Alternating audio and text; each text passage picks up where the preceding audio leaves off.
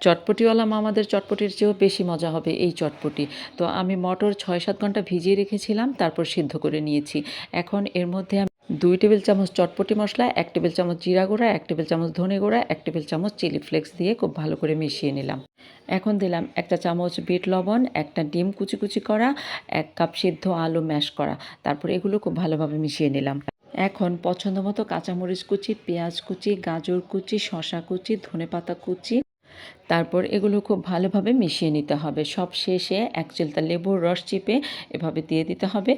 সব শেষে চটপটিওয়ালা মামাদের চটপটির লুক আনার জন্য উপর থেকে কিছু ফুচকা এভাবে গুঁড়া দিয়ে দিতে হবে।